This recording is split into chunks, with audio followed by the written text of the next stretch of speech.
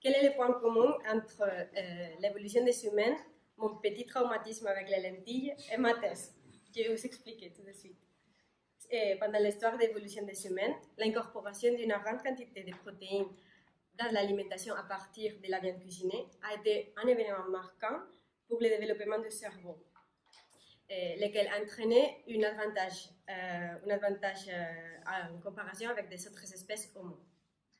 En effet, les protéines sont en partie responsables de la capacité de l'Homo sapiens à faire des tâches qui requièrent de l'intelligence, comme aujourd'hui faire un bon selfie.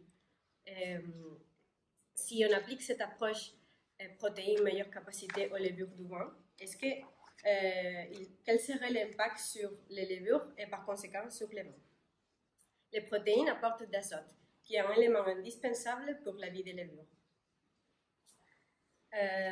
On sait en plus que les levures utilisent les protéines d'homo pour la formation des arômes fruités pendant la fermentation.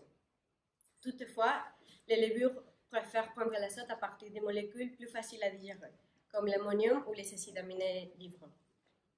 C'est après l'épuisement de ces molécules que les levures ont recours aux protéines pour continuer avec leur métabolisme. C'est à cause de ça qu'à la fin de la fermentation du vin, il reste encore 80% des protéines du vin.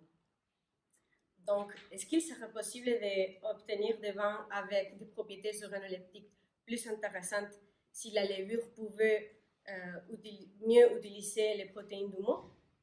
Ça, c'est la question à laquelle je vais répondre pendant ma thèse.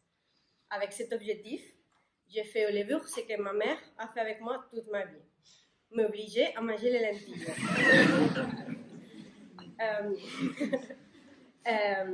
En d'autres termes, j'ai obligé aux levures à consommer une plus grande quantité de protéines. Pour cela, je vais retirer toute autre source d'azote plus tentante, comme de la viande ou les œufs fruités pour moi, en ne laissant que des protéines, les lentilles. Et mes levures resteront des mois sous alimentation à partir des protéines. Il vaut donc mieux qu'elles changent pour mieux les manger. Après un moment, je trouverai dans les milieux fermentatifs ces protéines qui sont devenues dominantes en ayant amélioré sa capacité à consommer des protéines, de la même manière que l'Homo sapiens sur la Terre. Ces levures seront une nouvelle souche avec des propriétés très séduisantes pour l'industrie du vin et qui pourront être les points de départ du développement de nouveaux produits de haute qualité aromatique.